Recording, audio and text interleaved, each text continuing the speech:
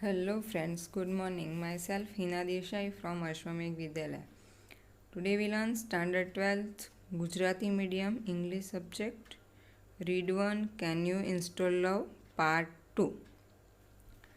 કે આપણે ગયા લેક્ચરની અંદર જોઈ ગયા can you install love lesson વિશે કે એ લેસનની અંદર મોસ્ટ ઓફ ટેકનિકલ લેંગ્વેજનો યુઝ કરવામાં આવ્યો છે અને પ્રેમને પ્રસ્થાપિત કરવાની વાતો કરવામાં આવી છે.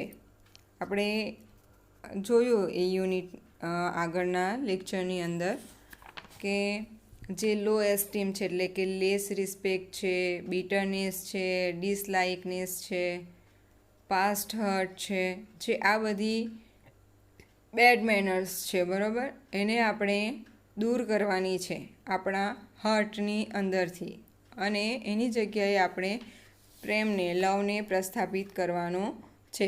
દરેકના પ્રત્યે આપણે પ્રેમની લાગણી રાખવાનું આ લેસન આપણને એક સંદેશ આપે છે. બરાબર, આપણે આગળના ફર્સ્ટ પેજ પર એ પણ જોઈ ગયા હતા કે કયું એક્ઝામની દ્રષ્ટિએ કયું સેન્ટેન્સ પૂછાઈ શકે છે એક્ઝામમાં આઈડેન્ટિફાઈ કરવાનું. બરાબર, એ પણ તમને અંડરલાઇન કરાવ્યું હતું મેં. જોઈએ હવે આપણે કે આપણે અટક્યા હતા ત્યાંથી જે બાકીનો ભાગ છે લેસનનો એ આપણે આજે જોઈશું. આપણે છેલ્લે અટક્યા હતા કે customer service representative says can you find the directory call self acceptance. Directory અહીંયા આગળ મિનિંગ જો, ડિરેક્ટરી એટલે કે જેની અંદર તમારું નેમ હોય, એડ્રેસ હોય, ફોન નંબર હોય. આ જે તમારી પર્સનલ વ્યક્તિગત માહિતી દર્શાવતું એક પુસ્તક છે એને આપણે ડિરેક્ટરી કહીશું. કે જે આ ડિરેક્ટરી છે એ નામ સરનામાની યાદી દર્શાવતું એક પુસ્તક કોલ સેલ્ફ એક્સેપ્ટન્સ, અને એ પુસ્તકનું નામ છે સેલ્ફ એક્સેપ્ટન્સ. તો શું તમને એ ડિરેક્ટરી સેલ્ફ એક્સેપ્ટન્સ નામનું પુસ્તક તમે મેળવી શકો છો? એવું કોણ પૂછે છે? ગ્રાહક સેવા પ્રતિનિધિ એટલે કે આપણો જે કસ્ટમર સર્વિસ રિપ્રેઝેન્ટેટિવ છે એ વાક્ય પૂછે છે. Customer replies I have it. Customer એનો આન્સર આપે છે કે હા, એ મારી પાસે છે. કસ્ટમર સર્વિસ રિપ્રેઝેન્ટેટિવ એક્સેલન્ટ એટલે અદ્ભુત. You are getting good at this. કે તો કસ્ટમર શું કહે છે? કસ્ટમર સર્વિસ રિપ્રેઝેન્ટેટિવ કેવો? ગેટિંગ ગુડ એટલે કે તમને ઘણો લાભ થશે. એક્સેલન્ટ એટલે અદ્ભુત અને ગેટિંગ ગુડ એટલે મેળવવો ને ગુડ એટલે સારું એમ પણ કહી શકીએ, પણ અહીંયા આગળ આપણે લાભના અર્થમાં લેવું છે. ગેટિંગ ગુડ એટ ધીસ એટલે કે આ બાબતે તમને સારો લાભ થશે. કઈ બાબતે? કે જે ડિરેક્ટરી જો તમને મળતી હોય, સેલ્ફ એક્સેપ્ટન્સ નામની જે ડિરેક્ટરી છે, બરાબર, એ તમને મળે તો એનાથી તમને ઘણો લાભ થશે એવું કસ્ટમર સર્વિસ રિપ્રેઝેન્ટેટિવ એ કહે છે. કોને કહે છે? જે કસ્ટમર છે એને કહે છે. Customer service representative you are welcome. તો થેન્ક યુ કહે છે, તો એ શું કહે છે એના બદલામાં? વેલકમ એવું કહે છે. તમને પણ કોઈ કહે તો એટલી મેનર્સ હોવી જોઈએ કે આપણે એને સામેવાળા વ્યક્તિને થેન્ક યુ કહી શકીએ, બરાબર ને? થેન્ક યુ કહે તો આપણે એને યુ આર વેલકમ કહીને એને બેક જવાબ આપી શકીએ છીએ. Click on the following files and then copy them to the my heart directory. શું કહે છે? Click on the following file. Click on એટલે આપણે શું કહેવાય કે જે કોમ્પ્યુટર હોય આઇકન, આપણે જે તે કી હોય તેની પર આપણે ક્લિક કરીએ છીએ તો એને ક્લિક ઓન કહેવાય છે. તો શું કહે છે કે click on the following files. Following એટલે કે નીચે મુજબની, કે તમે તમારે નીચે મુજબની જે ફાઇલો છે એની પર તમે ક્લિક કરો. અને એમાં કઈ ફાઇલ પર ક્લિક કરવાનું છે? Following file and then copy them to the my heart directory. ને પછી એ ફાઇલ પર ક્લિક કરીને માય હાર્ટ નામની ડિરેક્ટરી છે બરાબર, એમાં કોપી કરવાની છે. કોપી એટલે નકલ, કે માય હાર્ટ નામની ડિરેક્ટરી છે એમાં ડિરેક્ટરીમાં એની કોપી કરવાની છે, નકલ કરવાની છે. forgiveness.doc, self-esteem.txt, realizewords.txt and goodness. આ જે બધી ફાઇલના નામ છે, કોમ્પ્યુટરની ભાષામાં બધી ફાઇલોના નામ છે. એકચ્યુઅલમાં ફોરગિવનેસ એટલે કે માફ કરી દેવું, બરાબર ને? આપણે જોઈ ગયા ફોરગિવનેસ એટલે માફ કરી દેવું. પછી છે સેલ્ફ એસ્ટીમ, એ પણ એક ફાઇલનું નામ આપ્યું છે. રિયલાઇઝ વર્થ, અહેસાસ થવો જે એનું મૂલ્ય હોય એનું. ગુડનેસ, સારાપણું. આ જે બધી આપણી હાર્ટની ફાઇલ છે અને એને એક કોમ્પ્યુટરની લેંગ્વેજમાં એનો યુઝ કરીને અહીંયા લખવામાં આવ્યું છે. તો આ જે બધી ફાઇલ છે એ બધી ફાઇલને ક્યાં ઇન્સ્ટોલ કરવાની છે કોપી કરીને? તો જે આપણું હાર્ટ છે, માય હાર્ટ નામની જે ડિરેક્ટરી જે ફાઇલ છે એની અંદર આ બધી સિસ્ટમ જે છે, આ ફાઇલ છે એને કોપી કરવાની છે. The system will overwrite any conflicting file and begin patching and faulty programming. બરાબર, એ શું કહે છે અહીંયા આગળ? કસ્ટમર સર્વિસ રિપ્રેઝેન્ટેટિવ કસ્ટમરને the system will overwrite. Overwrite એટલે ના ઉપર લખવું અથવા તો ફરીથી લખવું. જે લખ્યું હોય એની ઉપર આપણે ઘૂંટીને લખીએ એને શું કહેવાય? ઓવરરાઇટ. Any conflicting file. કોન્ફ્લિક્ટિંગ એટલે કે જટિલ, કે ગૂંચવાડા ભરેલી, દોષવાળી. And begin patching any faulty. Patching એટલે કે થોડું અંશે કંઈક ભેળવી દેવું. પેચિંગ એ જે પેચિંગ એની ફોલ્ટી. ફોલ્ટી એટલે દોષવાળી. પ્રોગ્રામિંગ, કે જે આ જે સિસ્ટમ જે છે બરાબર, ઉપર જે બધી સિસ્ટમ બતાવી કે forgiveness.doc, self-esteem.txt, realizewords.txt and goodness.doc. આ જે બધી ફાઇલ છે, સિસ્ટમ છે. The system will overwrite any conflicting file and begin patching any fault programming. કે આ ઉપરની જે સિસ્ટમ જે પ્રક્રિયા છે બરાબર, એ જે અસંગત ફાઇલ છે, કે જે ખરાબ ફાઇલ છે એની ઉપર ફરીથી લખશે. ઓવરરાઇટ એટલે ફરીથી લખવું. અને જે દોષમુક્ત પ્રોગ્રામિંગ છે બરાબર, એને બીજા સાથે ભેળવી દેશે. કે એની ફોલ્ટી પ્રોગ્રામ છે બરાબર, એને બીજા સાથે ભેળવી દેશે. Also you need to delete self-critic.exe. And you also એટલે છતાં પણ એવું પણ થાય. યુ નીડ ટુ એટલે કે નીડ ટુ એટલે જરૂરિયાત હોવી. કે also you need to delete self-critic.exe. કે તમારે શું કહેવાય, શાની જરૂર છે? જે self-critic.exe નામનું જે પ્રોગ્રામ છે, ફ્રોમ ઓલ ડિરેક્ટરીઝ, કે જે તમારી બધી ડિરેક્ટરીઝ છે, જે ઉપરના નામ સરનામાવાળી જે તમારી ડિરેક્ટરી જે છે, ફાઇલ છે બરાબર, એની અંદરથી તમારે આ self-critic.exe નામની જે ફાઇલ છે એને તમારે બધી ડિરેક્ટરીમાંથી ડિલીટ કરવું પડશે. કે અહીંયા લખ્યું જ છે આખું સેન્ટન્સ જો, કે you need to delete self-critic.exe from all directories. કે તમારી બધી ડિરેક્ટરીમાંથી તમારે self-critic.exe ડિલીટ કરવાની જરૂર છે. And then empty your recycle bin afterwards to make sure it is completely gone and never come back.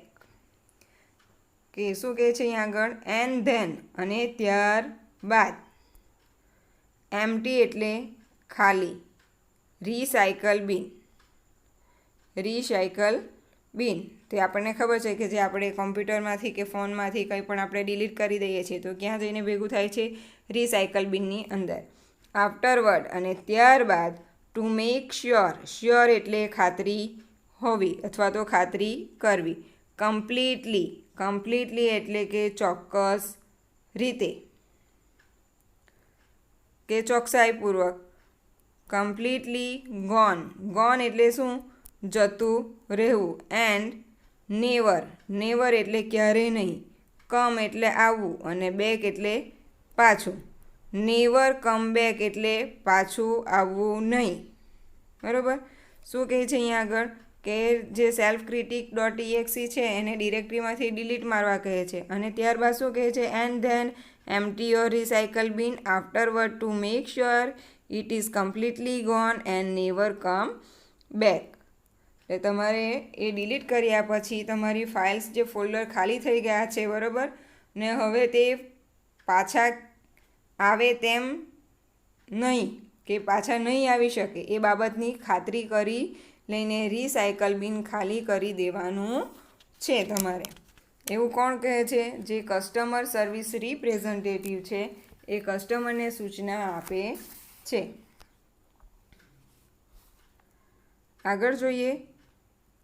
Customer says got it. Customer શું કહે છે? સમજાયું કે હા, કે હવે મને સમજાઈ ગયું છે કે મારે શું કરવાનું છે. એટલે કહે છે કે ગોટ ઇટ, કે હા સમજાયું. હે એટલે શું કહે છે કે અરે, my heart is filling up with really neat files. શું કહે છે? માય હાર્ટ એટલે મારું હૃદય, રિયલી ખરેખર. અહીંયા શું છે? રિયલી એટલે એનો અર્થ શું થશે? કે ખરેખર. નીટ એટલે ચોખ્ખું. ફીલ્સ એટલે કે અનુભવ. શું કહે છે?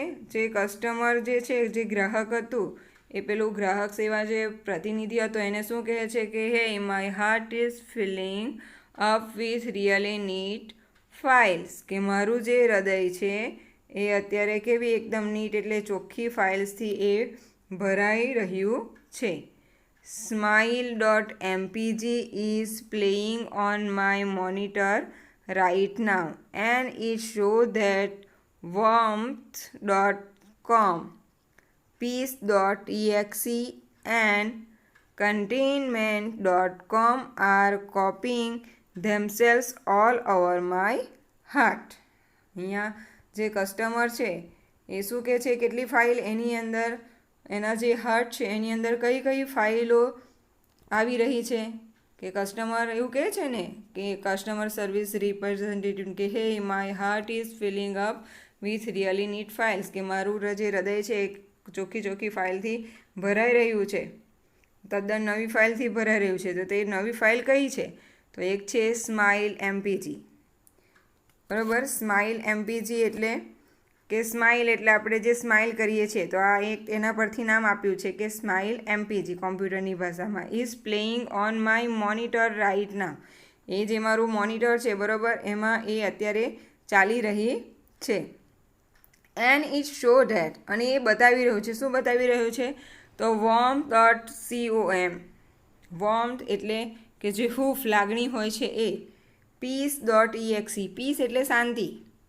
And containment.com. ને આ જે બધી ફાઇલ છે કે સ્માઇલ એમપીજી, પછી warmth.com, peace.exe, containment.com, આ જે બધી ફાઇલો છે are copying themselves all over my heart. આ જે બધી ફાઇલ છે એની નકલ, એ કોપી ક્યાં થવા લાગી છે? તેની જાતે જ મારા હૃદયમાં આ બધી ફાઇલની કોપી થવા લાગી છે. એવું કસ્ટમર જે છે એ કસ્ટમર સર્વિસ રિપ્રેઝન્ટેટિવ છે એને એ રિપ્લાય કરે છે. Customer service representative then love is install and running. તો કસ્ટમર સર્વિસ જે રિપ્રેઝન્ટેટિવ જે છે એ શું કહે છે કે તો એનો મતલબ એ થયો કે જે લવ છે એ ઇન્સ્ટોલ એન્ડ રનિંગ, તો એ પ્રસ્થાપિત થઈ ગયો છે અને હવે એ ચાલી રહ્યો છે. You should be able to handle it from here. અને હવે તું એને જે હેન્ડલ કરવું છે એટલે કે એને સંભાળવું છે તે તમે હવે અહીંયાથી એને સંભાળી શકો છો કે એની પ્રક્રિયા ચાલુ થઈ ચૂકી છે અને હવે તમારે એને સંભાળવાનો છે. One more things before I go. કે હું જાઉં એ પહેલાં બીજી એક વાત. જે કસ્ટમર સર્વિસ રિપ્રેઝેન્ટેટિવ છે તે એવું કહ્યું છે કે હવે જે પ્રેમ છે બરાબર એ પ્રસ્થાપિત થઈ ગયો છે અને એનું પ્રોગ્રામ હવે ચાલી રહ્યો છે. હવે તમારે એને હેન્ડલ કરવાનો છે એટલે સંભાળવાનો છે. One more thing before I go. કે હું જાઉં એ પહેલાં તમને કંઈક બીજી વસ્તુ કહેવા માગું છું, એ તમે સાંભળો. Customer reply yes. કસ્ટમર કહે કે હા બોલો. Customer service representative replied love is freeware. જે કસ્ટમર સર્વિસ રિપ્રેઝેન્ટેટિવ જે છે એવું કહે છે કે જે પ્રેમ છે લવ ઇઝ ફ્રીવેર, કે એ નિઃશુલ્ક કે પૈસા વગરની એ વસ્તુ છે, એક લાગણી છે, એના કોઈ પૈસા હોતા નથી. એ ફ્રીવેર એટલે કે બધે જ મળે છે, તમે બધે જ એને વહેંચી શકો છો. બી શ્યોર એટલે ખાતરી હોવી. ટુ ગીવ ઇટ કે તમે ચોક્કસપણે બધાને આપો. ટુ ગીવ ઇટ બધાને તમે આપો. એન્ડ ઇટ વેરિયસ એટલે જુદા જુદા, ભિન્ન મોડ્યુલ્સ એટલે કે નમૂના.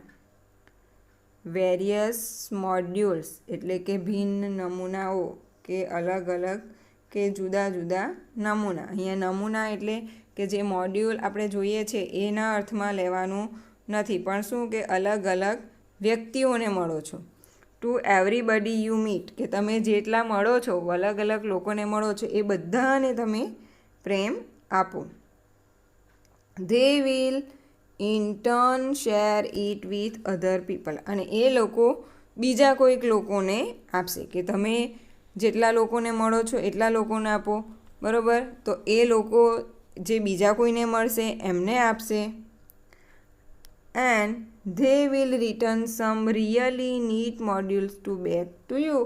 અને એવી રીતના ધે વિલ રિટર્ન એટલે પાછું આપવું. Some really neat module back to you કે તમે કોઈકને આપો છો તે બીજા કોઈને આપે છે અને એ જ તે બીજા કોઈને આપે છે એ જ વ્યક્તિ પાછું તમને પરત કરશે શુદ્ધ સ્વરૂપે, ચોખ્ખા. NEET modules. નીટ એટલે અહીંયા નીટ આપણે બોલીએ છીએ ને, નીટ એન્ડ ક્લીન એટલે કે એકદમ ચોખ્ખા સ્વરૂપે તમને એ પાછું મળશે.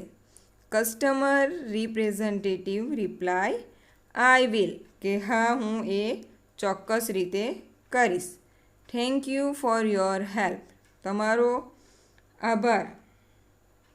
યોર હેલ્પ એટલે તમારી મદદ માટે તમારો ઘણો આભાર. જે કસ્ટમર જે ગ્રાહક છે એ છેલ્લે શું કહે છે, જે કસ્ટમર સર્વિસ જે રિપ્રેઝેન્ટેટિવ છે એ એવું કહે છે કે જે લવ છે એને તમે બીજી કોઈ સારી વ્યક્તિને આપો, એ ત્રીજી કોઈ સારી વ્યક્તિને આપે. કદાચ એવું બની શકે કે એ જ વ્યક્તિ પાછી તમને મળે તો તમને પણ એ પ્રતિક્રિયા મળે.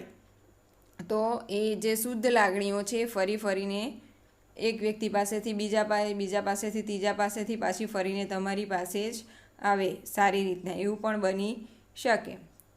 તો તમે એ વસ્તુ કરો. એવું જે કસ્ટમર સર્વિસ રિપ્રેઝેન્ટેટિવ છે એ કસ્ટમરને ગ્રાહકને સજેશન કરે છે અને ગ્રાહક જે છે એ કરવા માટે તૈયાર થઈ જાય છે અને શું કહે છે કે ઓકે આઈ વિલ કે હું કરીશ. અને છેલ્લે એનો આભાર માને છે કે જે લવને ઇન્સ્ટોલ કરવા માટે જે હેલ્પ કરી, બરાબર. તો એના માટે જે કસ્ટમર છે એ કસ્ટમર સર્વિસ રિપ્રેઝેન્ટેટિવ છે, પ્રતિનિધિ છે, એનો આભાર વ્યક્ત કરે છે. અહીંયા આગળ તમારે લાસ્ટ પેરેગ્રાફ જે છે કસ્ટમર સર્વિસ રિપ્રેઝેન્ટેટિવ વાળો પેરેગ્રાફ છે તો ત્યાં તમે અંડરલાઇન કરી રાખો. આ સેન્ટન્સ એક્ઝામની અંદર પૂછાઈ શકે છે કે love is freeware, be sure to give it and various module to everybody you meet.